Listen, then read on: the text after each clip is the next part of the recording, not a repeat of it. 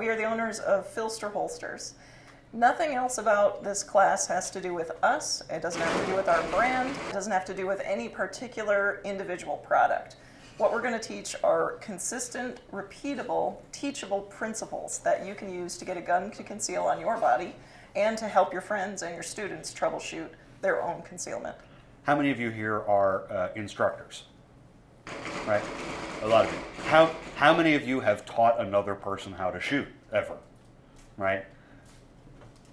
Have you ever been able to teach somebody how to shoot without talking about the fundamentals of shooting a pistol? Right. And what are those fundamentals? There's grip, sights, trigger press, right? And anyone who's shooting well is applying those fundamentals to the best of their ability in their given circumstance. Why do we not teach concealed, the technicality of concealed carry without a set of principles, right? For years and years and years, it is, oh, well, you know, just buy a bunch of holsters until you figure out what works for you. Would you be shooting instructors if you said, oh, well, just keep buying guns until you hit the bullseye? No, because you can buy guns forever and not hit the bullseye, and you don't know what about this particular gun is causing you to hit or miss the bullseye at speed with consistency. But that's how we introduce people into concealed carry, and I don't think that works at all. So after a lot of experience, after hosting a internet group which now has 33,000 people in it, where we help people through their concealment challenges, the fundamentals reveal themselves, right? When you see someone shooting, like, shooting is such a solved science at this point that if you saw a target without seeing somebody shoot, and you knew the time and distance in which that target was shot, you could diagnose what they're doing wrong by how the target looks, right?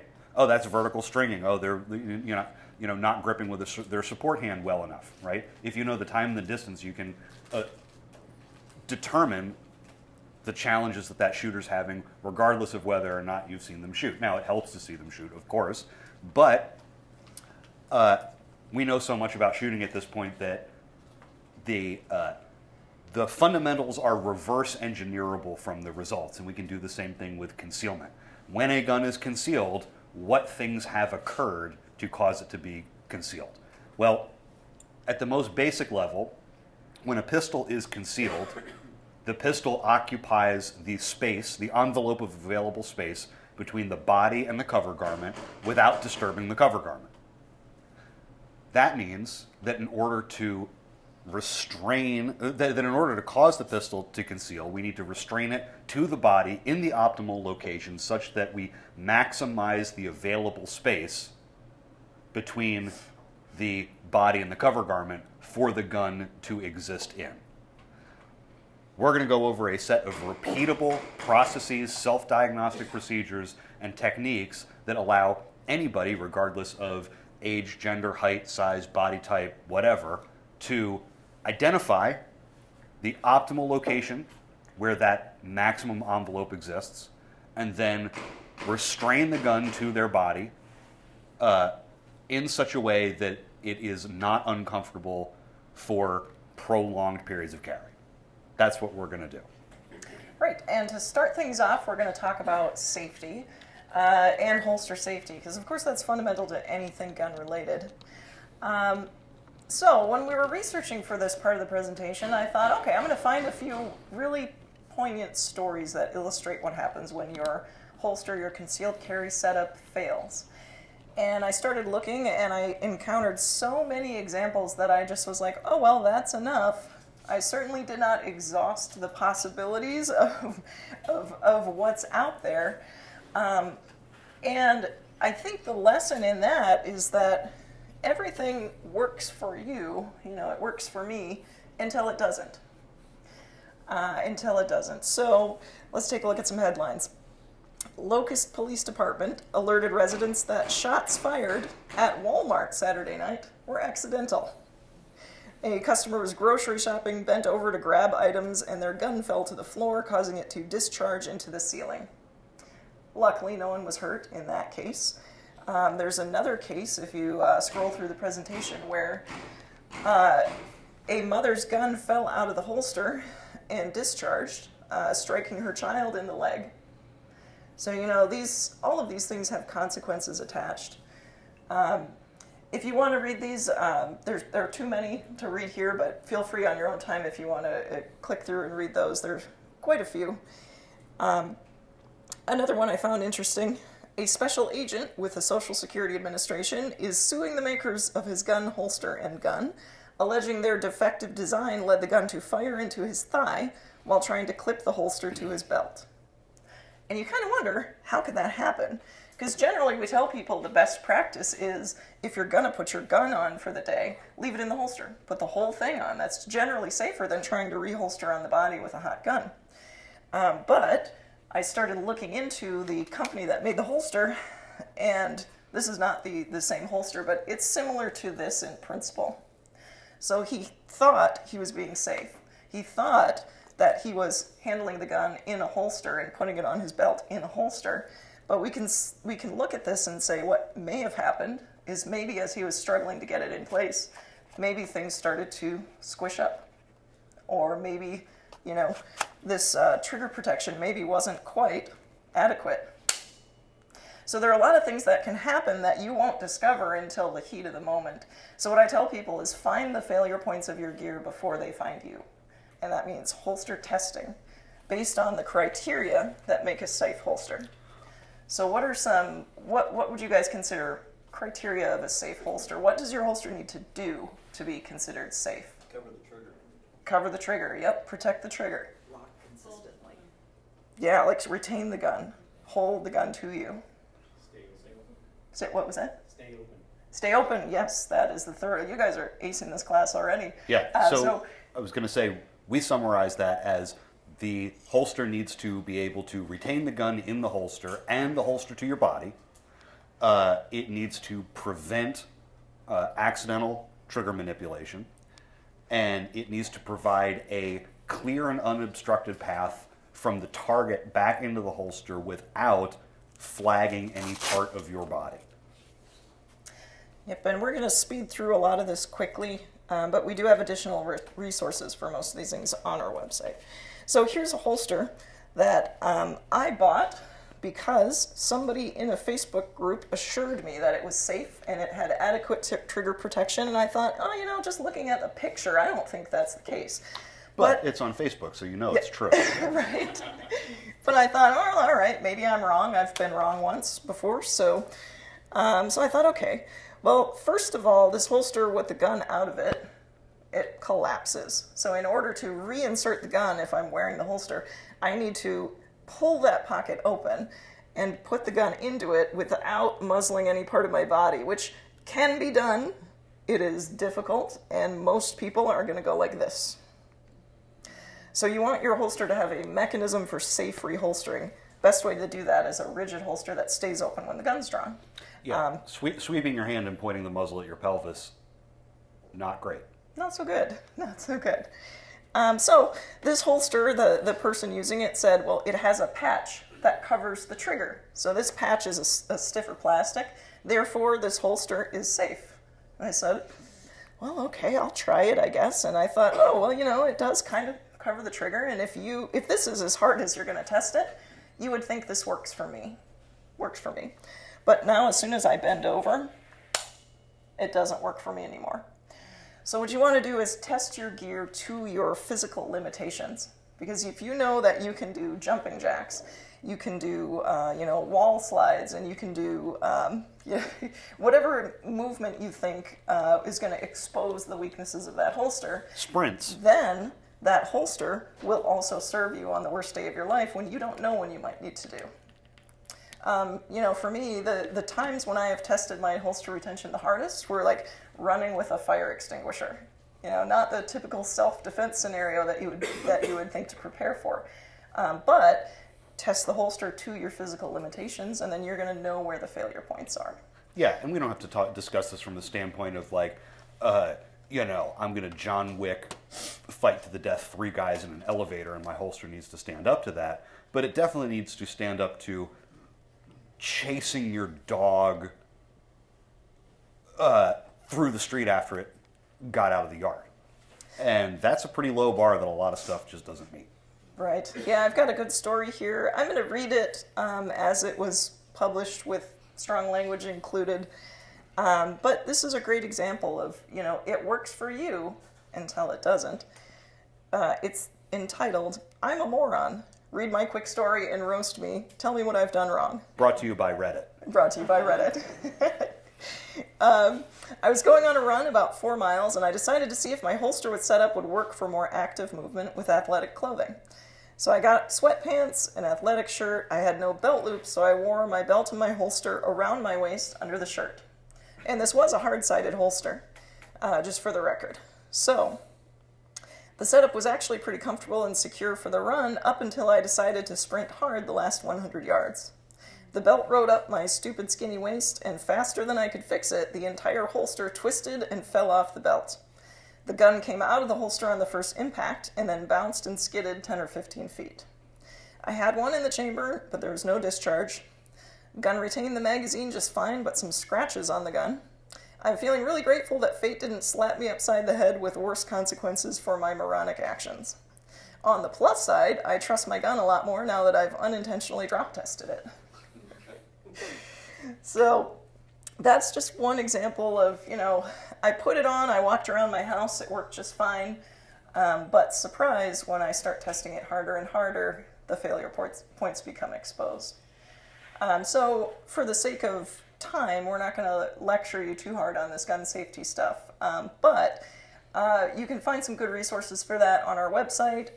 Tessa Booth right there with the camera, she's got a YouTube channel with some really good videos on how to test your holster's retention. So those are great things. I highly recommend that. If you're not already following the channel, definitely do that. So why did we tell you a whole bunch of stuff about holster safety that you already know, because you're already smart enough to be here at TacCon? Well, if we take one of these holsters, something like this, one of these like little $5 Walmart specials or what have you, and we start talking about the kinds of things, the forces and the manipulations and the leverage and the appliances that you're going to need to carry through the process of concealing a gun reliably and repeatably, there is almost zero overlap between unsafe holsters and holsters which support this process, right? We're talking about holsters that stay open when you take the gun out of them are going to be rigid. And if they're rigid, then they are sufficiently rigid to, affect a number of the things that we need to do to them in order to cause them to conceal. So not only are these kinds of things not super safe, their concealment percentage is way lower because you can't do things like apply, they're super difficult to add a wedge to because they're not the right material, and you can't put a wing on them, and you can't develop this holster into anything that could conceal for you. I mean, I could find the cheapest Kydex holster on Amazon, which will invariably meet the absolute bare minimum safety criteria, and because it is at a minimum a rigid piece of plastic, I can do all kinds of things to it. Anything that I buy from the arts and crafts store, I can slap on this holster and start generating the concealment effects that I want on that. And it doesn't even necessarily have to be a super high dollar item. We're not talking about getting you into, it's got to be $200 or whatever. You can go to Walmart and get some foam and some adhesive, and you can buy the cheapest Kydex holster on Amazon, provided it fits your gun safely, and start getting really good results with all of this. Right. This is principle driven, not gear driven. So it's not that the gear doesn't matter, and you do get, if you're looking for specific features, you do get certain benefits from those, but the principle is what's really important. And especially if you have students that are coming to you with whatever gear they have and on a limited budget, and you have to make that work, this is going to give you a toolkit to help them out wherever they're at. So, I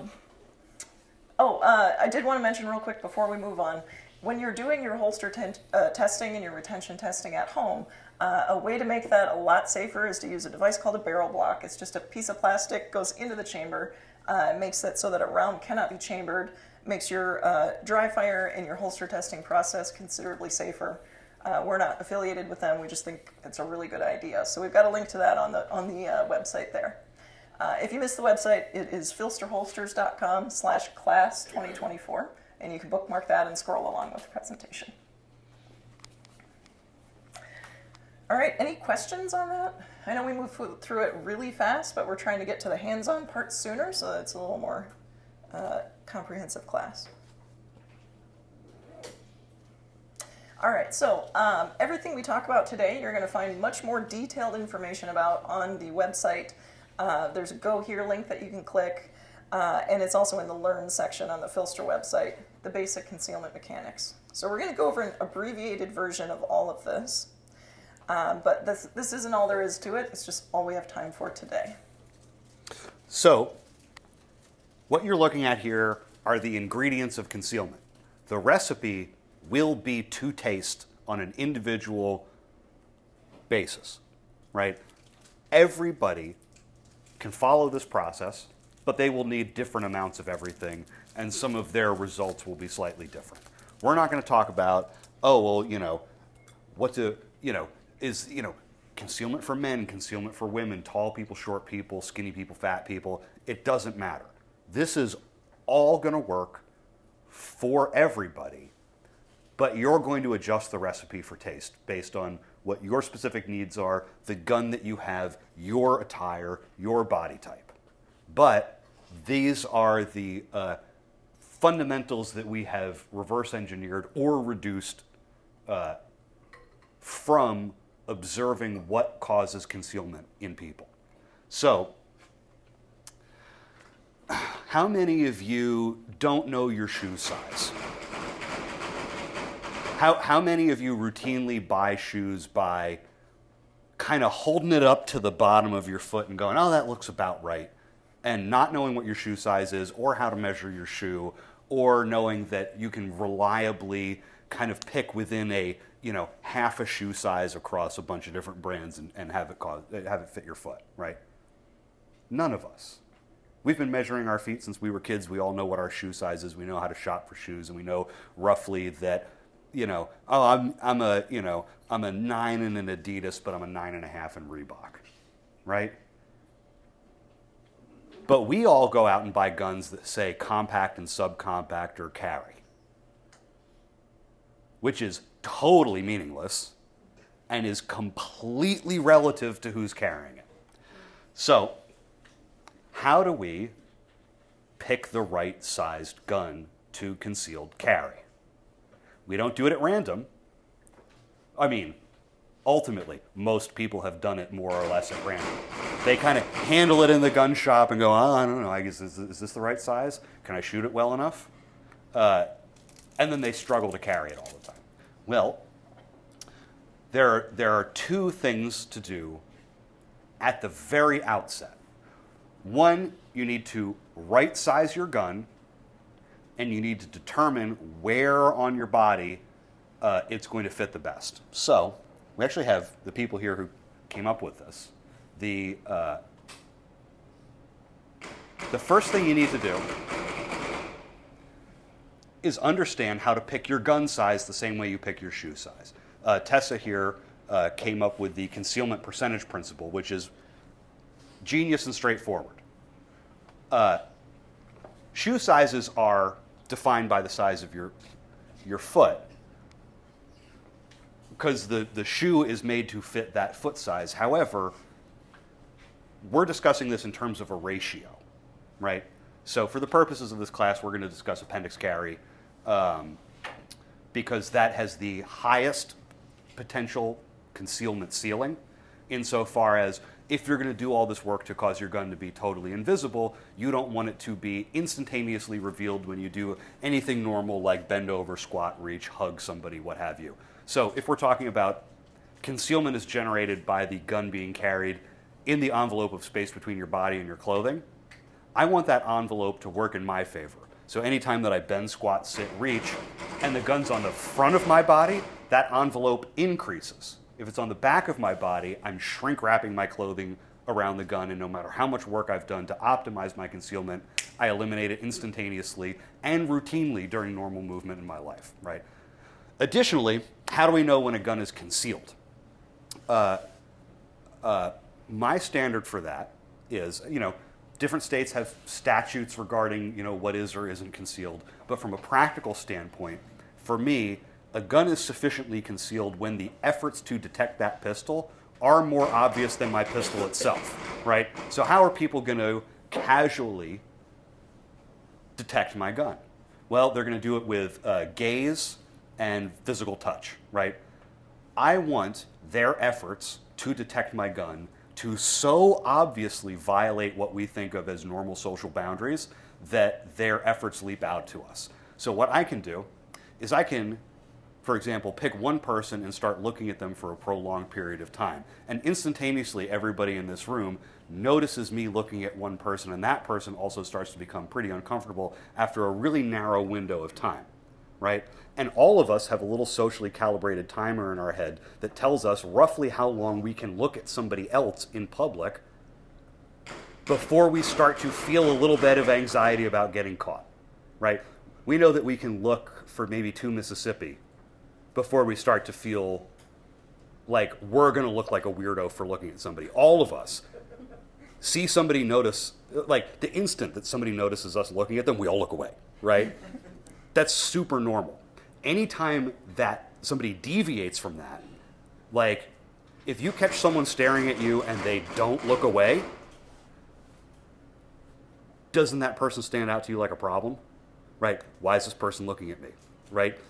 In other cultures and in other countries, gaze isn't quite as socially unacceptable. Like you can go to some places and people will just stare at you in public and you'll feel like, am I about to have a fight? But that's just normal. Over here in the United States where we're doing our gun carrying, if someone's staring at you, it's a problem. And they jump out at you. And the instant that they don't feel weird about getting caught staring, you know you're dealing with a problem person, right? Additionally, we're very conscious of physical touch and personal space. So if somebody either has to stare at me long enough that they don't care about getting caught staring, or get into my personal bubble of space and touch me, right? Those are 2 huge socially normative violations that stand out to us as self-defenders. And if the gun's on the front of my body, where the envelope of clothing works in my favor, and where I am capable of detecting everybody who's staring at me, and where I'm capable of noticing everyone who might be encroaching on my physical space, as opposed to behind my body, where I can shrink wrap the gun when I do normal movements. Anybody standing behind me can stare at me for as long as they want, and they can get closer into my personal space without me noticing. Where am I getting the most advantages here, right? So, step 1, we're going to talk about concealment percentage, our gun size, how to right size the gun to your body in the context of appendix carry, right? All that being said. So, we can all just kind of like feel the front of our hip bones here, right? I'm not likely to put the gun on my hip bone, so that's going to be kind of the limiting point. So I want to measure from hip bone to hip bone, right? Take that measurement. And then I want to measure from the bottom of the magazine base plate to the top of the rear sight or optic, if applicable. Divide one into the other, and I get my ratio or percentage. After having looked at thousands of concealed carriers, tens of thousands of people carrying their pistols, we have noticed a trend. And it's just the easy, medium, hard trend.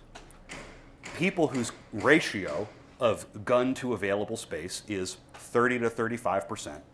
Those people can start carrying that gun right away without having to make any wardrobe or lifestyle changes. That's easy mode. 30 to 35%. That's, like me carrying a J-frame. It just blends right in. I hardly have to do any manipulations to this gun other than maybe a couple little tweaks for comfort, and it just vanishes.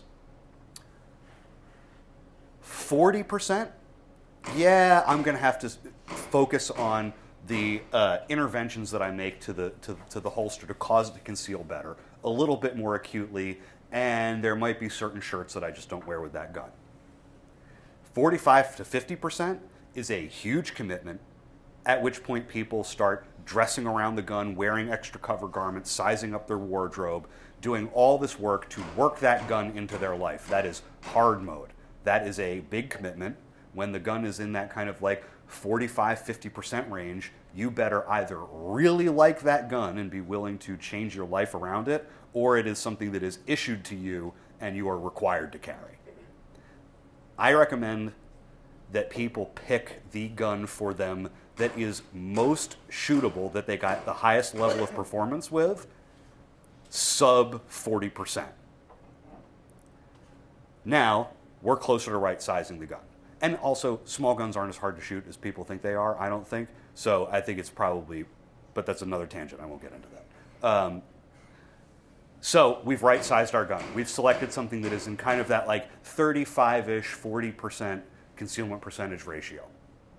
Now we need to figure out where within this broad space are we going to carry it. You'll notice that we're going from gross to fine or coarse to fine. We're going from broadest to narrowest. So every one of these interventions is going to get more and more specific and smaller and smaller. So Sarah's going to tell us about concealment boundaries. All right, so the first thing you want to do when you're trying to figure out, assuming you've already gotten the right size gun according to the concealment percentage principle, which go on YouTube and look up concealment percentages, and there's a really helpful video by Tessa on how to calculate that for your body. And if you don't know how big a gun is, particularly if you're in the early stages of shopping, or if you're helping someone who's in the early stages of shopping, a fantastic resource is a website called Handgun Hero, which just displays images of guns. You can overlay them with each other, compare shapes and sizes of particular things, and it shows you all the measurements. So if you already know what your hip-to-hip ratio is, you can go, okay, well, I'm going to pick, these three smaller subcompact slimline guns and compare their dimensions in a very particular fine way so I can know what I want before I go into the gun shop.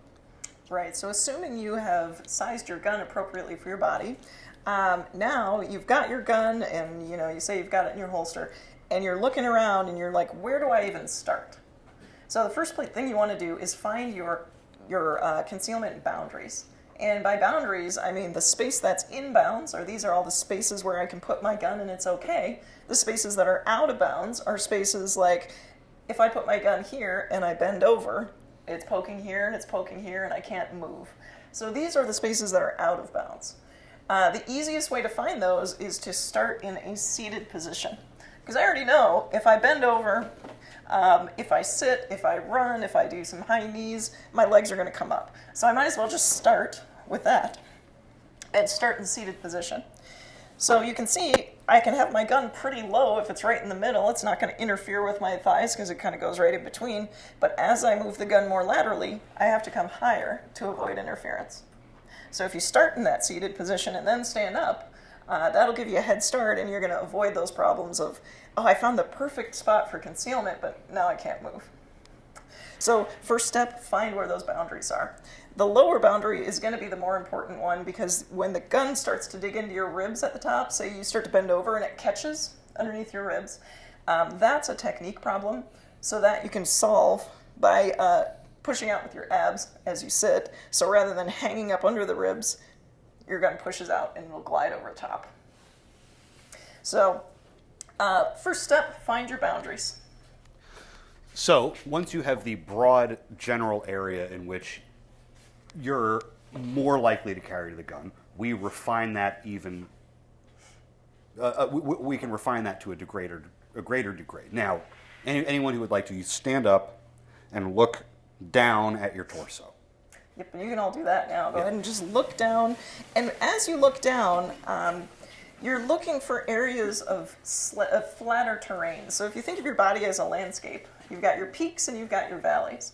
No matter how round you are, no matter how flat you are, everybody will have areas of relative curvature. So you're not looking for the perfectly flat, planed, exactly granite slabbed spot. You're just looking for the spot that's relatively flatter than the spots around it. Right. So on the downward view, most people will have a small flat spot around the belly button and larger flat spots on the side.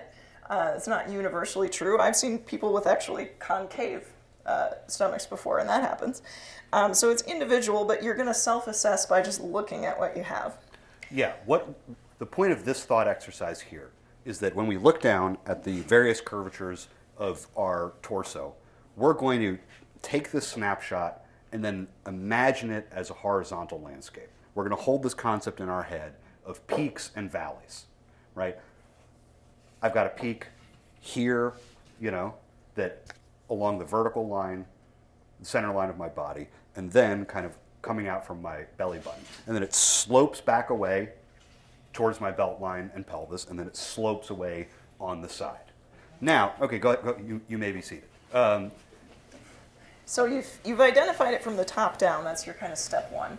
Step two is look in the mirror or record yourself with your phone and identify that second dimension. So you're not just looking at this. Because if I look at this, I'm like, oh, I've got a flat spot here. But from the side, you can see my peak here is here. So if you think about it as an Earth analogy again, this is my equator. So I've got some clothing drape above the equator. I've got some clothing drape below the equator. But if I put my gun directly on the equator, it's going to print like crazy. Yeah.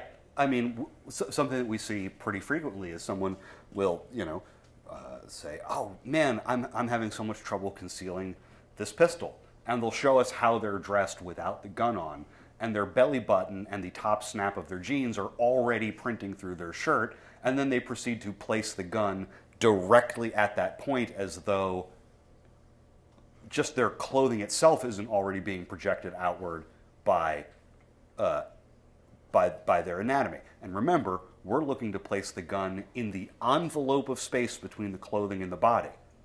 If your clothing is already contacting your body at that point, how much available envelope do you have? You could shout it out. 0. So that's not the logical place to place your gun. What you're looking for are areas where your anatomy interacts with your clothing such that there's a gap between your clothing and your body. The valleys. We want to take the pistol and we want to place it in a valley. So, with that in mind, the concealment sweet spot is going to be in a valley. So let me give this a shot here. So, I've got a typical kind of trapezoidal abdomen where it's kind of flat in the front, projects outward, and flat on the sides, but it kind of feels round, But we can break it down into the geometry of it. I see a lot of people, they'll say, I'll just put the gun here at like 1 o'clock. Now, you can see, I'm using this larger gun because it exaggerates the effect. I'm getting a gap right here between the grip and the body, and I'm also getting a lot of gap here like that. The more the gun moves, the more it teeters and totters on a peak or on the geometry of your body, the less it is in the sweet spot. We're trying to get the gun to a point where the interventions we make to it are very small. In order to cause this to conceal, the interventions would be very large. So we're trying to get the most out of correctly positioning the gun before we start really working on it in detail. So I want it to be in the area of greatest contact with my torso. So I'm going to move it here where it starts interacting with this flat plane of the body to a greater degree. And now you'll see that it doesn't move as much as it did, just an inch difference.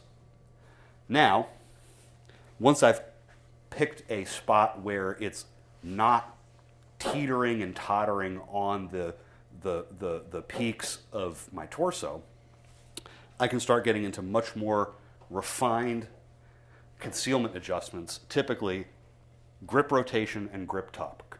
We try to make these sound exactly as they are. Grip rotation is the degree to which the grip either conforms or does not conform to the body, and grip tuck is the degree to which the entire top half of the pistol above the belt line either tips out or tips in, right? So tipping the top half of the gun into the body is an increase in grip tuck, and causing this kind of furthest point of the grip to rotate inward on this vertical axis is grip rotation. And we do those with tools called wings and wedges that we apply to the holster.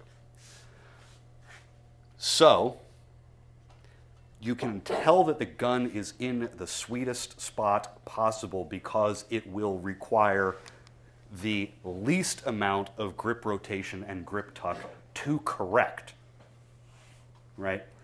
If you're making very big grip rotation and grip tuck interventions, it's probably not in the sweet spot. Now, how many times have you seen somebody, or how many times have you yourself put a new gun in a new holster and looked at yourself and gone, man, I just wish this part right here didn't print. Like, you look at it in the mirror, you look down at yourself, you see the protrusion, and you poke on it. The diagnostic process that we use to determine the degree of grip tuck and grip rotation is named after what people do automatically when they discover that they're dissatisfied with this, right? They go, why can't it be more like that? Well, this is the poke and check method. Now, how many of you have ever gone to a restaurant or a bar or something, and you sit down at a table and you put your glass down on the table and then you put your elbow on the table and the table shifts, right? You push down on one end of the table and the other end comes up. So what do? You take a napkin and you wad it up underneath the leg of the table that has lifted up off the floor, right? When you do the poke and check, you will feel this leg of the table, the muzzle of the gun or holster, lift up and away from your body. So all we're doing is the same thing that we do when we level out a table, right? I'm going to push down on this end of the table and then shove a couple matchbooks under the part that lifts up so that when I let go, it stays there. We want to poke at the problem area of the pistol, press it into the body, and then feel on the opposite end where it lifts up, and then make a permanent intervention such that when I let go of the gun, it stays there. It's that easy. So we're going to do that with wings and wedges.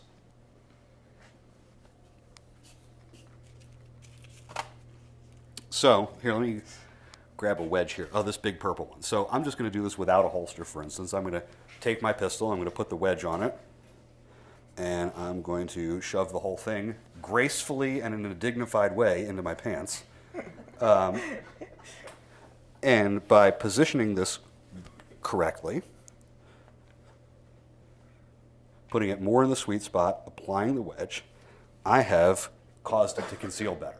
I've shoved a book of matches under the wobbly table leg. And I do that in consideration of the degree to which my body arcs in this axis and in this axis, right? And I'm going to control this multi-axis gun wobble with wings and wedges.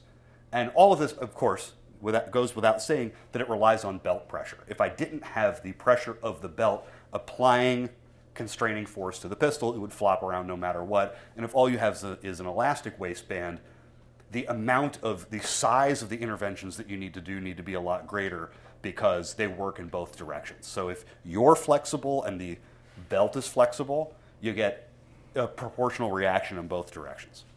So take that wedge, I'll just shove this around. I was going to say, I can simulate the application of a wing by inserting this here over the trigger guard in such a way that it causes leverage just on the bare pistol by itself, and that disappears even better. So I have a specific point of pressure or leverage that I'm applying in this axis to the pistol, and I am balancing it out on the muzzle end with the wedge on this axis, and now it prints a lot less. Now, this gun is 55% concealment percentage principle on me, so in the terms of this demonstration, it's never going to totally vanish.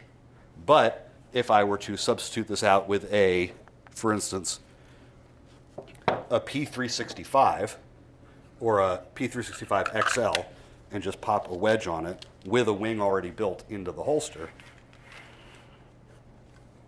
we get instant disappearing gun.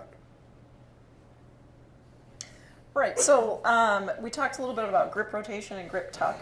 So the grip tuck mostly is controlled by your wedge, and the grip rotation is mostly controlled by your wing. And so I'll walk around a little bit while John's talking, and I'll show you some examples of what wings and wedges might look like. Let me get that purple guy from you here. So you can see these a little closer up. So this is one type of wing. There are many. This is called a mod wing. We like these because they're adjustable. You can change the height and change the amount of grip rotation you get. But this is not the only kind that's out there by any means. There are quite a few that are all effective in different ways. So we'll walk around and take a look at that. If anyone wants to, just reach out and I'll hand it to you if you want to take a look at it. And then we've also got a handful of wedges just to kind of see what those look like. So that part right there hanging off the edge. So you can see that the wing just acts as a lever. So as I tighten my belt over that holster, it's going to pull the grip of that gun in. And wedges can be made out of anything. We've got a DIY video on our website of how to make a wedge with a yoga block, which is what this is. So if you've got a hacksaw and a yoga block in 10 minutes, you can make your own wedge custom fit to exactly the shape you need for your body. Nice and easy to do. Just use your poke and check and kind of guesstimate, like, oh, okay, it rose about that far from my body, so I need about that much wedge to make it really work well. So that's one of the things we recommend. But you can also find wedges for sale all over the internet. They are very common. Also, something we see really frequently is, I'd say 50% of the time when I see any broken holster from any brand, any broken appendix carry holster, half of the time is somebody not using enough wedge. And they're trying to get all of their concealment by applying excessive belt pressure to as much wing as they can get onto that holster. Now, we all remember from elementary school how a lever works, right? We've got the lever arm, and we have, what's the other component that makes a lever work? A fulcrum, right? Now, the effectiveness of a lever depends on both the length of the lever arm and the size and location of the fulcrum. The wedge is a fulcrum. If you have run out of concealment based entirely on the wing, or if the holster's kind of wide and flat, like if you're carrying like a light-bearing holster, for example, a lot of you carry with a light, that's a kind of broader, flatter area that's going to resist the inputs of from the wing and the belt. So you might need to change where on the holster you place the wedge and the size and dimension of the wedge. A lot of people will just put a big flat pad, they'll put a huge wedge all over the back of the holster thinking that's going to do it, but then the wedge starts conflicting with the wing because it's in the same axis, and they'll over-tighten their belt and break their holster and go, but I did everything right. It's like, well, you failed to take into consideration the degree to which the wedge is also a fulcrum and the degree to which you can create instances of fulcrum based on where the holster lands on your body. So if you've got like a very tight radius body and a big wide holster,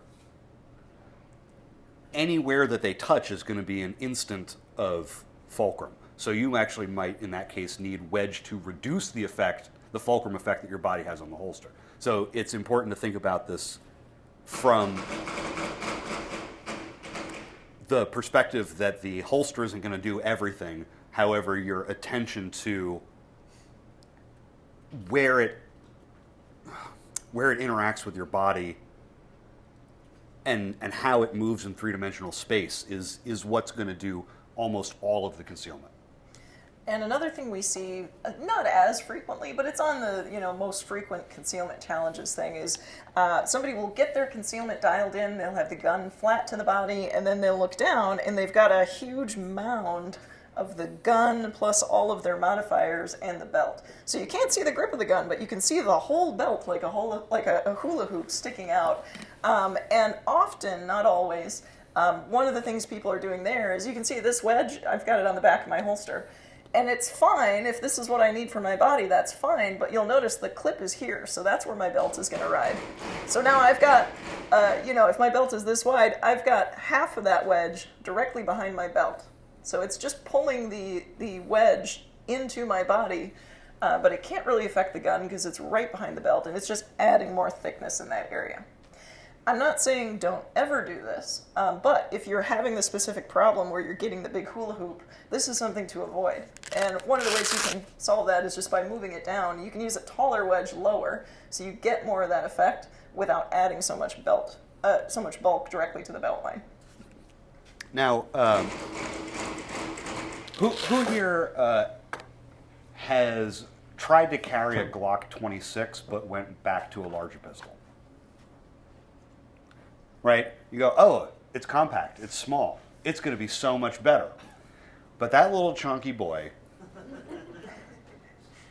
once you've got a mag of 147 grain HST in it and a round in the chamber, and you put it in your belt line, 80% of the mass of the gun is above the belt line, and now it's top heavy. And especially if you've got a little bit of a midsection, which can influence that gun to tilt out even more, you find that this small gun, which is for concealed carry and for concealment, is so much less comfortable to carry than a Glock 17 and doesn't actually wind up concealing all that well because all it does is tip out. So the grip and the back of the slide tip out and the muzzle pokes in, and you're like, I thought this was supposed to be a gun for concealed carry. What am I doing wrong? Well, the first time I put a Glock 26 in a Glock 19 holster, that problem went away completely. Because what we're doing in that circumstance is we're taking this small, top-heavy gun and balancing it out, right? Every sailboat would tip over when the wind blew if it didn't have some amount of that boat under the water to resist the effect of the wind on the sails. And it's counterintuitive, but we solve a lot of people's concealment challenges, especially with small guns, and especially as we figure out how to fit way more rounds into tinier and tinier guns, like 12 rounds into slimline, subcompact P365 style guns. These get really top heavy, especially when you have them with the shorter slide option.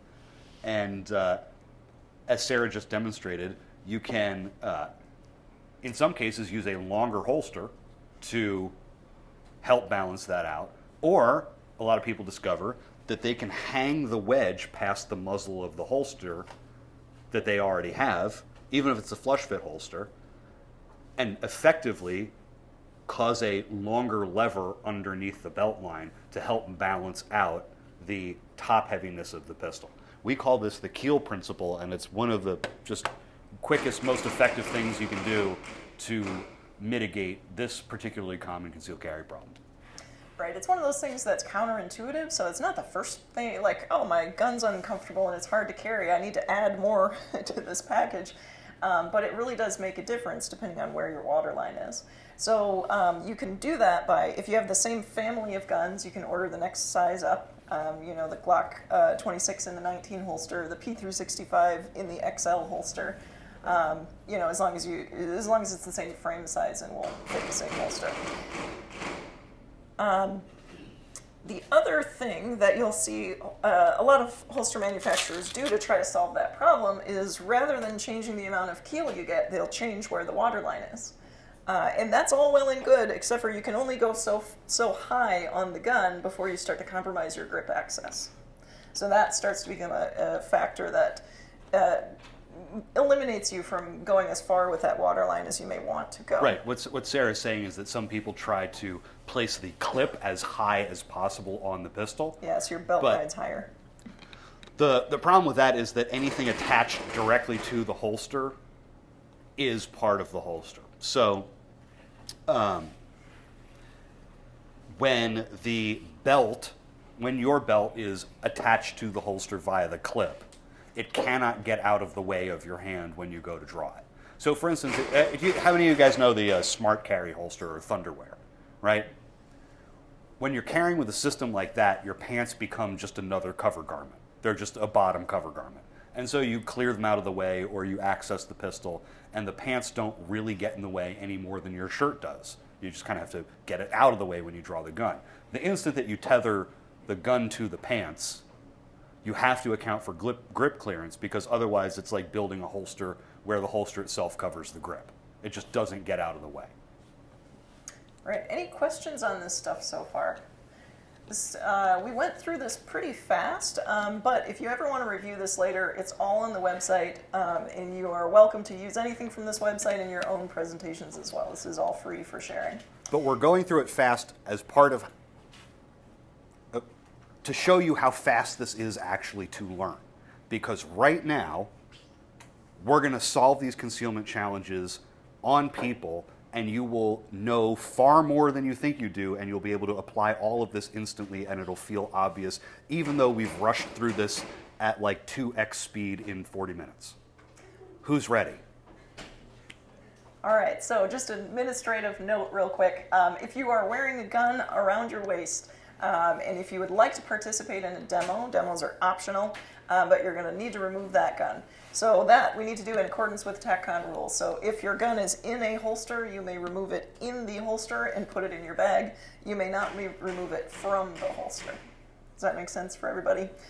And so if you have one, let us know, and we'll supervise that process just to make sure everybody's being safe. If you don't have a gun on you, let's get some volunteers to come up. We're not going to put you on the spot. We're not going to quiz you in front of the class.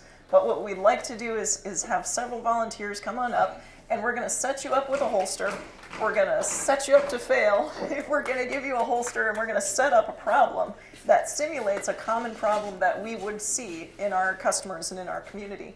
And then you guys are going to fix the problem, because this information downloaded to you way quicker than you think, and it's all really obvious. Right, and we'll do it together. So this is open book test. We're going to brainstorm all of this stuff together. On our lovely volunteers. And the more the merrier, so come on up. But if you do get anything wrong, it automatically adds 1 second to your time in the shoot-off. Yeah, and you know what you can actually do to make it even a better demo? Is put your belt buckle right over the top of it. Oh, you do? That's why it's over there. Oh, you have a cert from We see 17? that all the time, and Perfect. it's like such low-hanging fruit. All right, let's see here. Let's give you, I have the perfect one for you. One of these. Do you want this cover government on? Yeah, that'd be great. This is fun. Let me set you up. Yeah, I'm going to set you up exactly the way Into the Yeah. fire. I've seen 100 people come in. All right, so you can put this anywhere you want. And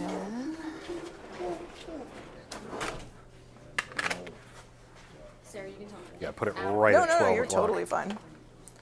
Make it Totally suck. fine. Yeah, that's Yeah, not there too we bad. Now, for the sake of the demo, let's that's a move it problem that that way I see until it's kind of every sitting right single on your day. peak. And that way, when we start messing with it, you'll be able to see bigger differences. And the other thing we'll do is each of you guys, when you go up in front of the All right. Who's ready? You want to go first? We see this all the time. You guys can spot this gun. You can see it from space, right? Right? So we've got this grip printing right here. That's kind of a giveaway. Do you mind lifting up your shirt? Right. So there's probably, at its greatest point, an inch difference between the butt of the gun and the body. It's pretty tangent. So what's the first thing we do? What's step one? Buy a new gun. Correct. That's not a carry gun for you. However, we're going to make it work. What do we have going on here, right? Is this in the sweet spot? No. Right? Where do you think his sweet spot is? As sweet a spot as we can with this size of pistol. Yep. So let's get that moving over. You can swap sides with that buckle. Now, what do you think about the height? Do you think the height is good for that gun? Should it be a little bit higher? Do you think? I mean, like the belt line, for instance. Where was your belt line before you put the gun on? Right. You got that. Can you get your belt any tighter? Yeah, there you go. Oh, is that the one with the built-in belt? Yeah. Oh.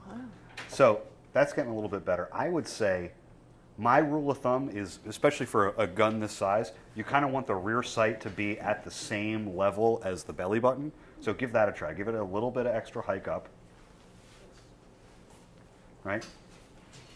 And now we've got a lot more of the gun in contact with the body. So put your shirt down.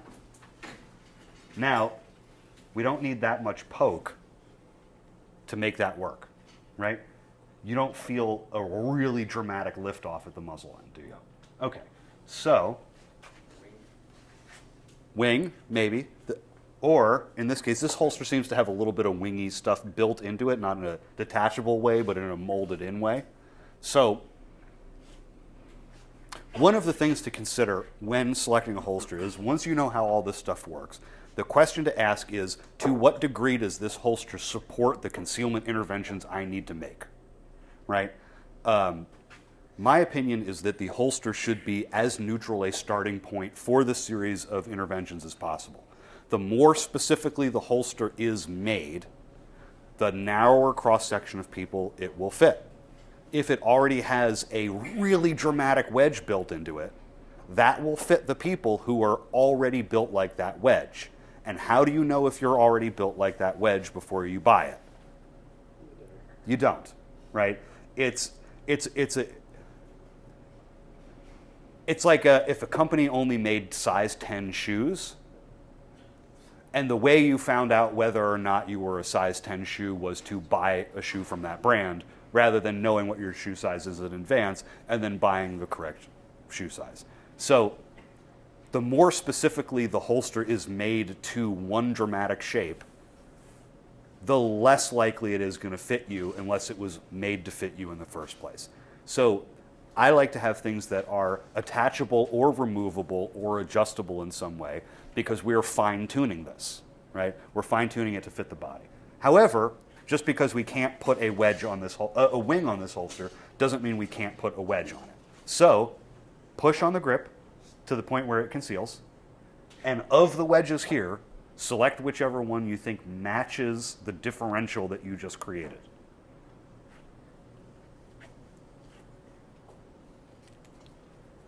Okay, go ahead and just... Yeah, and you can stack more than one if you need Yeah, to you also. can just go ahead and shove it down your pants. It'll stay in place enough for now. There you go. That's better. I think you need a little bit more wedge. Cram it all in there. We won't look. Just give you a Modesty little... shield.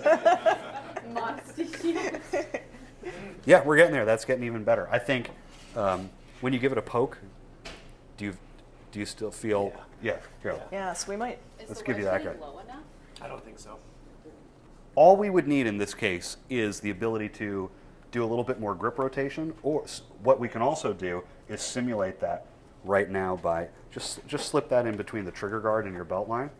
Right, so if that holster had an adjustable wing, we could add a little bit more wing to get that last little bit There, of and there we rotation. go.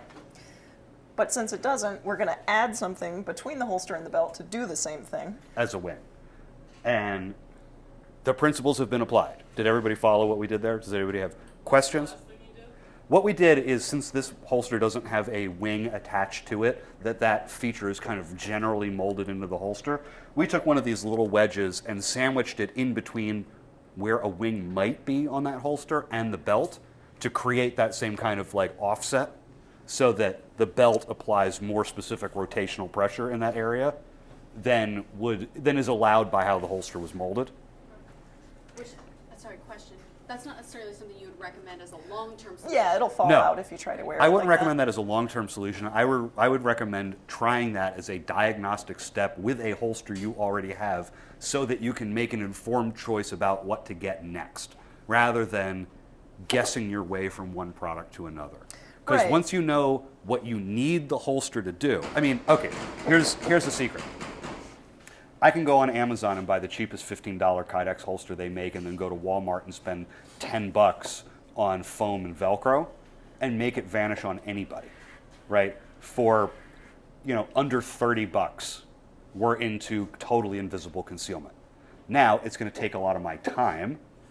It's not necessarily going to be particularly comfortable, and there might be other quality issues in the long term with something that cheap, like quality, durability, reliability, and so on.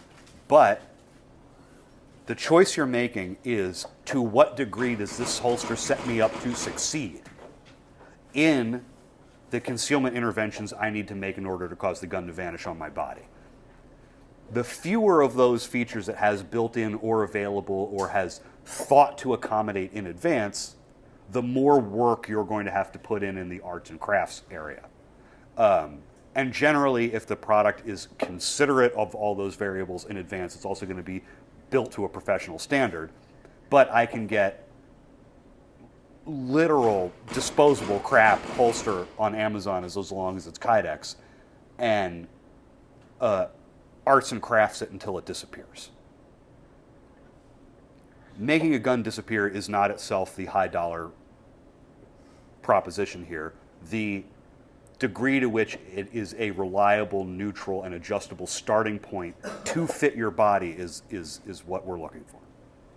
Right, and I think on you, that last, you mind if I touch you a little bit? The last little bit of printing that we're getting here, that, if you look at it, it's just like that end of the magazine. So if this was something that you're thinking about carrying, that last little solution is like maybe you get the next grip size down or you get the next thinner size there, and that'll start to disappear. Another thing, I would say that this gun is too large for his sweet spot. Would you guys agree? It's just exceeds the amount of flat space available. And, like, sorry, totally threw me off my game for a second. So when the gun exceeds the sweet spot, your options are to either size down the gun or start to dress around the gun. So an option for you, t-shirts, we kind of think, that's our everyday base for everything. They're actually relatively challenging just because the fabric is usually very drapey and very clingy. So any little bit of printing that you're going to get is going to be super obvious. But now you take something like a little more structured fabric, maybe a natural fiber. There's a video on YouTube on Tessa's channel about different fabric structures and how they affect your concealment. So maybe you swap that for a button-down shirt which has some drape from shoulder to hip, and that last little bit will go. So you work with what you have, get it to the best possible spot, and then dress around it as needed to accommodate it, but you don't want to start by just saying, oh, my gun's printing, I'm going to upsize my shirt and buy pants 3 sizes too big. So don't start there. But just keep in mind, you may have to do some accommodation, especially if you're on the more challenging side of that concealment percentage. So if we take a look at this gun, we can see that there's there's an air gap between the body and the gun here. And where do you guys think this is located on the sweet spot? On the sweet spot? Not so much. What should we try first? Too low? Yeah, I would agree with that. So I think we could, if you can kind of maybe hitch your pants up a bit. And then what about the lateral placement? More to the right, yeah. So sorry, we don't have any holsters set up for left-handed, so everybody's kind of demoing right-handed, whether or not they are right-handed. But if we start to relocate that holster, that gives us more flexibility before encountering that peak of the abdomen. Yeah, and then the belt loops are always in the way for this. There's just really no good way around it, unfortunately. All right, so by doing nothing other than moving that gun off of that 12 o'clock spot, we've already improved it, but we still definitely have some, some low-hanging fruit here to get rid of. So if we do the poke and check and push on the top of that, what do you guys think we need for that? Wedge? Yeah, I think the rotation is fine. It's just the tuck. So let's add some wedge to that. And then what you're going to notice on this one, go ahead and try that out. So you can't see it too well from the back, but that's better. But it's still there, and why is that? If you'll remove that holster for me, I'll show that. That holster's got the snowshoe effect going on. So the entire holster's got a big flat backer on it. So every input that we make to this holster is dampened by this whole flat backer that's going to resist anything we do. So if we try to put a wing on this holster, if we try to put a wedge on this holster, it's going to fight us. And also, there's this phenomenon where those of us who have a little bit of tactical squish, major concealment advantage, more so for women than men, because women tend to have squishier abdominal fat in most cases. But when you have a wide, flat backer on your holster, it limits your ability to squish that gun into the surface of your skin. So it's always going to just be laying a little more tangent to the body than it would otherwise. So we'll take the same gun. I was going to say, at the beginning of the class, we talked about, we're not going to discuss this from the position of, women's concealed carry problems and men's concealed carry problems. The most significant difference between men and women in terms of the concealed carry challenge, aside from wardrobe, is that male abdominal fatty tissue is generally firmer than female abdominal fatty tissue, and that results in different challenges. So more often than not, more women can apply slightly greater degrees of pressure to the belt in order to cause the gun to squish into the tissue. However, that comes with the trade-off of muffin top. And it also comes with the trade-off of when you start putting wedges and whatnot on the holster, they don't do as much because the tissue doesn't resist them. They just kind of push into the tissue with the gun. However, with men, you get much more dramatic results from things like wedges, but they come at the trade-off of being much more uncomfortable because the tissue's less forgiving. Right. Yep. So now, if we take a look at this, we've kept mostly the same placement, but we've gotten rid of that flat backer. So now we've still got that grip printing. If we add wedge to that, let's see how that makes a difference. And we may end up even stacking a couple of them together. Let's see. That's already pretty good. I think we've got a little bit here, and if we scooch maybe just a hair further to your side, that might resolve. Yeah, belt loops, again, they're always in the way. And then we may want to add even just a little more wedge. Depending on where you place that wedge on the holster, you can use it to get a little more grip rotation. So it's kind of that opposite effect. So if I poke here and my gun comes up here, I can put the wedge on this side to control that grip rotation.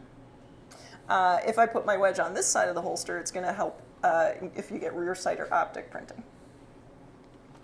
So let's see, how have we done here? Do you give us a shuffle? Yeah, well, what do you guys think? That's a lot better. And, you know, there's not anything particular about that holster except for it's a neutral ground that gives us room to make those concealment adjustments. Thank you, good demo. All right, so give us a shuffle and let's see what you got going on there. And then, so we've got printing here, and printing here. Let's take a look and see why that is. So first, low-hanging fruit, we've got the belt buckle stacked right on top of the gun. And you'll see this very often. I set him up like that. It's not, you know, that wasn't his idea. But you'll see people, they'll take the holster, they'll put it in their pants, and they've got two, you know, actually I think it ends up being 8 layers of fabric, because this part where the jeans button is doubled over, and then on top of that you've got a belt, and on top of that you've got the buckle, and then underneath that you've got the gun. So when you look down at it, you see your holster, and then you see like that much extra stuff on top. So the super easy low-hanging fruit is to just shift that buckle off to the side. Oh, the other thing is, most belts with really big buckles are also stiff gun belts. Mm-hmm. Now, here, this is a trick question. What primary design criteria dictates the nature of a belt? Is it guns? It's pants. Pants constrain 99% of what's designable into a belt. And what about a belt changes to make it a gun belt? Like the heavy dutiness of the weight, the thickness of it. Not necessarily the, you know, dimension this way, but kind of like the material and the thickness of it. And so the objective here is we're causing concealment by forcing the gun to conform to the body, right? We want the gun to be in the envelope of space between the torso and the garment. And we want to constrain it into that space enough that we get the most possible out of that envelope of drape. If the belt, as far as inside the waistband carry goes, if the belt doesn't conform to your body, is it going to make concealment? Right? How many of these gun belts do you buy that are round forever? They're like a wagon wheel. They're like a barrel strap, right? They're never going to be your shape. And I've seen so many people are like, well, I bought the best holster I possibly could, and everyone told me this is the best gun belt, and I'm fit, I'm lean, how come this is so uncomfortable? And when I see what they're doing, they'll lift up their shirt, and the belt will make a bridge from hip to hip in such a way that the gun is essentially floating in space, and that the top heaviness of the gun rotates out and the muzzle rotates inward, and it's not being constrained to the body. And I say, okay, I want you to go into your closet, go to the back of your closet, pick the floppiest, oldest, cheapest belt that you possibly can that you would never use for concealed carry under any circumstances, and try that out. And this thing's, it's like a noodle, right? And they put it on, and wouldn't you know it, their lower back pain is gone, the muzzle pain from the gun is gone, it's conforming to their body, it's not printing, and they can wear it all day. Now, in that particular circumstance, their belt is worn out enough that it doesn't constrain the gun from moving vertically when they draw it. But in terms of inside the waistband carry, restraining the vertical movement of the gun during the draw is really all you need. Like, as long as the belt is stiff enough in this direction, the rest of it doesn't need to be a gun belt. If you're carrying outside the waistband, and a little more substance than this. and the compression, so when you're carrying inside the waistband, the gun is supported by your body and the belt compression against it. When you're carrying outside the waistband, all of the mass of the gun is dangling off of your belt. In that case, I would recommend a belt that doesn't deflect a lot in order to restrain the mass of that gun. But for inside the waistband carry, I mean, like, I haven't worn a proper gun belt for inside the waistband carry in forever, and I haven't run into any problems with it, and it's only more comfortable and it's only more concealable. So, for example, this is the belt that if I carry with a belt, it's like this. Look, it's completely, totally floppy, and it's stiff in this dimension. It's leather. I cannot crush it vertically, but like, no one would say this is the best gun belt in the world. But for inside the waistband carry, I think it's about as good as it can get. And we just made it at home. Questions on belts? Yeah, doesn't it often help if there's kind of a bend to the belt as well? And like if you're like the holding whole belt thing? down, yeah, it looks more like a smile. Yeah, if John holds his up, you'll see it's kind of but it became conformed. that way from wearing it. Yeah, Right. sometimes you can get, but a lot of times you can get them from the start that way, though, and it tends to help if it's a stiffer belt. Yeah, that's a good point, especially people who are doing a lot of range and competition work.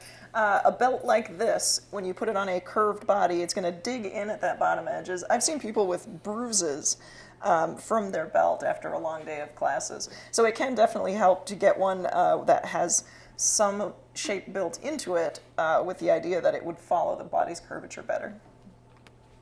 Not a bad idea at all. All right, so where were we? Okay, I so moved the buckle over. excellent. So we've got these two still, but that one is gone. All right. So now, where do we need to move? Do you guys think to get this a little more in the sweet spot? Yep. I think same. Second verse, same as the first. We're going to move more towards the strong side. The exception to that, for many people, getting the gun off of those little peaks in the front is going to involve moving towards the strong side. The exception to that is if you have someone with a really narrow torso, you can only go so far towards the strong side before the grip of the gun starts running off the end. And then you're going to get printing here where it just can't conform to that curve anymore. So for really small people, what we recommend is go a little bit across the center line the other way, because then you can get the gun flatter here. And you can still get a straight appendix carry draw for most people in most cases. So. As we do these, you will notice that a lot of the suggestions and a lot of the solutions and a lot of the recommendations are pretty similar, right? You don't fix a lot of shooters by saying they need less grip pressure, right? Most of the times you improve a shooter by saying grip a little harder, and then wouldn't you know it, the grip tightens up and the recoil control gets better. It's very rare to find someone who is A, physically capable of over-gripping the gun and then proceeds to over-grip it. The ingredients for the recipe are the same all the time. It's like, tacos. You can get a lot of different tacos out of the same ingredients by changing the recipe.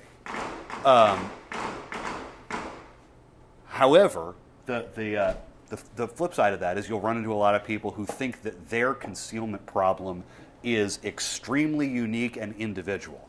And they are always surprised to find that you have used the same ingredients to cook them a meal that they like, because they thought they didn't like that kind of food, and I don't have a taste for it, and this and that and the other thing, but you just needed to use these same ingredients in a slightly different recipe, and wouldn't you know it, their completely unique concealment challenge isn't as unique as they thought it was. Yeah, when we talk about what's the most difficult body type for concealment, the answer is yours. Because you're the only one looking out through your eyes, and your experience and, with this whole concealment struggle is unique. So the most difficult concealment body type is your own. But once you start talking to people and you start applying some principles in a fundamental and repeatable way, you start to learn that we all have similar struggles. And yeah, some people will have a little harder time than others, but applying these principles really does work for everyone to some degree. Doesn't mean you're always going to get it invisible or you'll always get it perfect, but it's just a fundamental that you can apply anywhere. All right, so we see that we probably could even move a little further just to get this rear sight off the peak. And then we're going to contend with the issue of grip tuck. So let's give you a, can you give me that purple wedge, John? The taller one? So let's start with that. Okay. So you can just slip that in behind your gun, and while you're at it, maybe even scooch it over a little further if you can. Further still? Yep, and we'll just see how that ends up going for you. And this is going to depend a little bit on the, all right. That's So you're getting more printing from your fly and your button than you are from the gun. All right, well, so that's pretty good. Let's take a look and just see. Now, if If you put your fly back behind your belt, that'll get Fix my controlled. pants. Yeah. Sorry. Didn't realize it'd be a show. Sometimes what you end up doing is, your sweet spot may be exactly right here. Would you mind lifting me again? Yep. See, his sweet spot might be exactly right here, but we might find that if we move that gun over 1/4 of an inch, now it's not stacked up behind the fly anymore. So yeah, it's maybe not exactly the spot for the body, but it also prevents this huge spot of printing that we were getting from the buckle. Or not the buckle, the button. So that's an option. Another thing I'll just briefly touch on is the gun size matters, but the gun shape also matters. So this gun, if you were to do a lot of twisting and turning, you're still going to see a little bit of grip printing, just that little spot right there. Well, that is a P365 XL. And the XL has this little flared magwell that does nobody any good. Because you're generally, this is the gun you carry every day. You may shoot it in a match, but the magwell and the reload speed is much less of a factor in your everyday concealed carry life. So what you can do is file that down and get rid of that little extra poke point. And if you kind of measure that along the width of the gun, that gives you an extra almost 1/2 inch of space that you can just get rid of. There's no purpose for that. Let's get rid of that. Additionally, a P365 XL and a Glock 48 might fit in exactly the same size box. However, I can make a P365 XL completely disappear on my body, and a Glock 48 I will struggle with constantly, because one gun is designed with a little bit more of that kind of curved butt of the pistol, in a kind of J-framey way, and Glock does everything with right angles. This pointy magazine is the nemesis of almost everyone who carries a Glock, because that pointy corner is the worst culprit for printing. Yeah, the grip doesn't wrap around and blend into the magazine at all. There's a big chunky square cut mag base plate that sticks out of the bottom of the pistol by, 3/8 of an inch, and is very sharp and will always poke through my shirt no matter what I do, unless I want to intervene to the degree where my holster becomes an uncomfortable apparatus. Right. Or I can just carry a P365 XL. So Right. the raw dimensionality of it is important, but then within that size category, the actual shapes that you're attempting to blend into the body become relevant too. The less organic the shape that you're trying to incorporate into the body, the less likely it is you're going to incorporate it successfully. Right. So I think we've gotten rid of all the low-hanging fruit, and short of doing a grip mod here in class, that's pretty good for now. And if you are carrying that at home, you might want to pick up a spare grip frame and get out the sandpaper and get her done. Thank you very much. Good demo. All right. Yeah, so, all right, what do we got going on here? Is the gun in the sweet spot?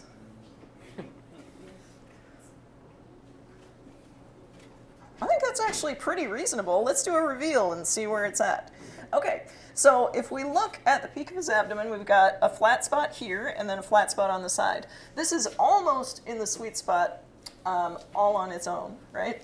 If you move that just an inch further over, so that's going to make an improvement right there without doing anything else. But I'm just going to set this up to be a repeatable kind of situation. So this is where it was kind of originally, right, in relation to the belt line. So now when you put your shirt down over that, prints like crazy. We've got the exact thing we were talking about with keel principle and the water line of the gun. So two things are working against us here. One... Can you all see over there? Okay. One is the length of the holster compared to the grip, right? Two is, so he's got an Enigma on, but it's not very tight. So that Enigma isn't really doing much. It's just allowing the gun to kind of flop over the top of the belt. So if we just tighten this inner belt here a little bit, that'll help. Is that this one? Yep, that's the one. Just kind of cinch that as best you can. I know it's kind of hard to do when you're wearing it. Let's see if we can get you a little further there. There we go. All right, so that starts to help, but you notice as we tighten the Enigma, it wants to pull the gun in, but it's fighting this belt. Because now we've got this belt right directly over the muzzle of the gun, and everything we try to do up here is being counteracted up here. And this is something it's a reverse wedge. Yeah, it's exactly a reverse wedge. We see this all the time. Even with tight pants without a belt, you can still get the same effect. So if you if you're willing to carefully and delicately remove your belt, I'll hang on to your belt loop so you don't drop your drawers. All right, and now if you tighten that up again, and maybe we'll scooch it over just a hair more to get it off that peak. So without that extra bit of pressure from the belt counteracting all of our concealment mechanics, we're already in a little better spot. So now if we bring the shirt down, we've already gotten rid of most of that printing. And what do you guys think? Maybe a little wedge under the muzzle side to get rid of that last little bit? Yep, all right, let's try that. Let's try one of these. I think I lost track of my big purple guy. So if you kind of, yeah, modesty shield. Mind the Velcro. Yeah. All right, so now we've applied some wedge, and then, we'll kind of ignore the pants as best we can for this. And now once we put the shirt back down, Nice. all right. I think we're most of the way there. That's something, one potato, two potato. It's going to be real obvious if I stare at you long enough to really tell for sure if there's a gun in there, right? So, good. Also, if you're in this situation, the number of guys who share your body type, who are convinced that they can't appendix carry and that it's totally uncomfortable and it'll never conceal, is pretty significant. And we just made that happen in 90 seconds. right? Yeah, that's a perfect example. If you're in that situation, where you need to divorce the gun from your belt line. So his belt line is not the sweet spot for that gun. Not because it won't conceal there, but as soon as he moves his leg, he's going to encounter that boundary. It's going to be uncomfortable for driving and sitting and all that stuff. You just kind of run out of that space. So you need some kind of system to divorce the gun from the belt line so you can position it independently. Yeah, the most common advice that I give to guys who are struggling with concealed carry, especially appendix carry, is to pull up your pants. And this happens to me, and it's epidemic. I don't buy, as my abdomen changes shape and size, I just don't buy new pants. I'm still a 34, It's just that the part of my body that is 34 inches around is lower and lower and lower and lower. Now, what winds up happening is that my belt starts to encounter my body at the point like where the head of the femur interacts with the pelvis, which is right in the hinge, which is not a great place for your gun. Because if you put the gun directly in the hinge of your pelvis, it's always going to be in the way. It's going to be too low. The top of your gut's going to push on it. The muzzle of the gun's going to push into your groin. But pulling your pants up to the correct height at the right size pants such that the rear sight of the gun is on the same kind of like equator as your navel gets you 90% of the way into your sweet spot, right? If we're talking about putting the gun in the sweet spot and you are attaching your gun to your belt, you have to be able to ensure that your belt can be positioned into your concealment sweet spot. And I'm not saying that you have to dress around the gun, but you do need to dress around your body, right? Regardless of whether or not you're carrying concealed, plumber's crack doesn't look good on anybody, even if it is the sign of a quality tradesman. The issue that happens all the time is that we just let our pants creep lower and lower and lower, and then we put a gun on and go, oh man, this is terrible. Well, what about how your pants and your belt are interacting with your body is in any way optimized for carrying a gun? Or are you just accepting the happenstance of where your pants and belt happen to be at any given moment and defaulting to putting a gun on them? Right. So yeah, the options are different pants rises, different pants sizes to fit the body correctly, or removing the gun from the waistband and positioning it independently. Now, if you do that and you're wearing like the correct pant size, which if you pull your pants up just a little bit, they will be the correct size, but they're going to want to slide down. So you need a belt to keep your pants from sliding down, of course.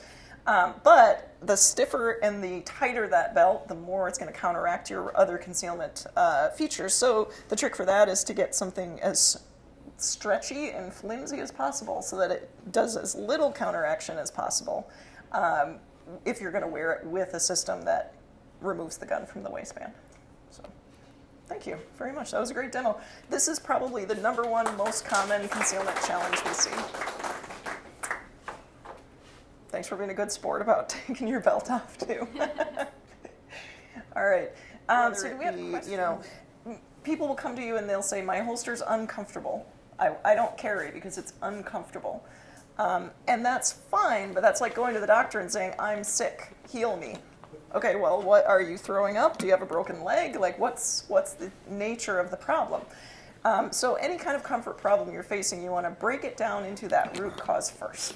And most people start. I was going to say, and people's most acute, noticeable comfort problems are also completely conjoined with concealment problems. The muzzle pokes me. Yeah, guess why? Right, so the tools you're going to use to solve those problems at the base level are the same tools that you just use to get good concealment. So you get the gun to lay flat, that'll eliminate most of your pressure points. You get the gun in a stable place on the body, that's going to eliminate most of your friction points. So anything you do from that is chasing smaller and smaller diminishing returns, but you always want to start with those principle-driven approaches. So, yeah, I'm not going to go through the whole thing, I guess, unless somebody has specific questions. But what's a common comfort problem that you have struggled with in your time concealed carrying? Or if you don't have one yourself, what's something your students come to you and say, hey, I need help with this? Muzzle poke? Yeah, muzzle poke is probably the #1. So we talk about root causes. When we look at the root cause of muzzle poke, the main thing we're dealing with there is pressure points. So what ends up happening is that the muzzle of the gun pokes into the skin, it creates a point of concentrated pressure, and that leads to bruising, pain, skin sores, and all kinds of awful things. It's also interesting to note that there's more than one way to get a pressure point. So you can get a pressure point from the gun muzzle poking into your body. You can also get a pressure point if the gun is laying flat against your body, but your bone is poking from the inside of your skin. So there's multiple ways you can get those pressure points. And the way to solve those is either relocate the gun so it is more in the sweet spot, more in the boundary, or start to use that keel principle to bring the water line up and, bring the below the water line down so that you have less muzzle poke and you spread that concentrated force out into a bigger area. Or maybe adding a wedge to help that gun lay flat. Because, if the gun's tipping out of the belt, that's automatic pressure point right there. So probably the most common one we see. What's another one? Sight or the slide rubbing. Oh, the sight or the slide, yeah. And beaver tail. If you've got a gun with a big beaver tail, you see this one a lot. I see this really frequently. Somebody will have a gun with a beaver tail. Oh yeah, I've shaved all the beaver tails off my P365s. Like this little guy. And they'll have it under their equator, which may be their best spot for concealment. But now every time they move, that concentrated spot of pressure just Chews them up. jams them right in the gut. It's really painful. So on this gun, you can file that down with no consequences. I mean, check with your gunsmith, make sure that's safe for whatever you're carrying. But some guns, you can just get rid of that. The other option is relocate it. So if your gun is slightly above your equator, then it's no longer digging in quite as much. And then the other option is the liner layers. So a liner layer is just an undershirt. Some people wear a bandeau bra around their waist. It's anything that lines your body and provides a little bit of surface for that gun to move without directly contacting your skin. Yeah. So Rash you put guard, on Under a Armour. compression undershirt, and all of a sudden now it kind of pulls that soft tissue in, so it's a little bit less likely to kind of squish over the top of that gun and get that pressure point from the beaver tail or the sight or wherever the case may be. The last thing I would try, have it in your toolbox, but the last thing I would try is using a holster with a very high sweat guard like this. It's designed to cover that sight and beaver tail. And yes, that will work to make it more comfortable, but you're going to fight it in every other way. So unless you're willing to dress around it quite a bit, these work for a small percentage of people. I should say, they work for a small percentage of people with high concealment standards. So, but it's an option, good to have. Sometimes a little sandpaper and a home DIY is a good place to go for that. Anyone else have a comfort challenge they want to talk about? Sweat. Yes, that's a good one. Okay, so one thing we'll address. What do we got for time? Okay, I'll address this and then we'll do any Q&A that you might have. It's easy. You just stop sweating. Well, actually, Get a desk job, man. Yeah. so we've been investigating the theory of concealment as fitting the gun to the body like you would a prosthetic, which led us down the rabbit hole of how do people deal and live with prosthetics. Incredibly interesting, and I highly recommend that research for anyone. But one of the things we learned is there's this spray-on antiperspirant. It's like an extra super heavy strength antiperspirant that you can just spray on your belly and put your gun on over it. It will help. It's not going to eliminate the sweat, but it's designed for use with the enclosed lower leg prosthetics. So it helps to keep sweat from forming inside that prosthetic and pooling up during the day. So yes, you can't turn off your sweat glands, but you can Beat them into submission. You can beat them a little bit. But what we're really talking about there is an issue called skin microclimate. So if you think of your whole skin as an organism, different areas of your skin have different challenges. Like your elbow skin folds a lot. The skin underneath your belt is going to get sweatier than the skin around it. Anytime you put a solid object on your body, whether it's a gun or a holster or anything, that surface area of the solid object is going to trap heat and moisture.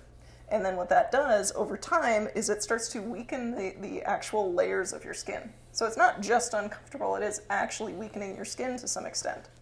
So, yeah. Like everybody spends a whole day at one of these classes and then they get home and they take off their holster and it is red and sweaty. You can see the print of the gun. And we all know that like just midday, if you change your socks, you'll feel like a new person, but you leave the gun on all day and suffer. I mean, okay, so we were talking about like stuff you can wear under your clothes, like undershirts and whatnot.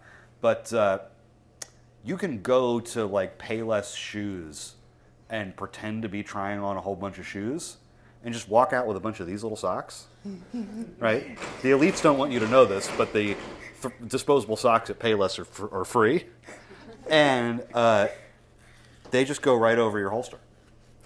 Yep. Conveniently enough. I mean, you have to be mindful not to obstruct the opening of the holster, but you throw like a little bit of, like you go to the like pharmacy aisle at Target or Walmart or Walgreens or whatever, and you grab like a wrap of Coban or like some moleskin and a couple of these disposable socks. Wrap your holster up, throw one of these over it, and even the cheapest holster that you can buy on Amazon is instantly way more comfortable.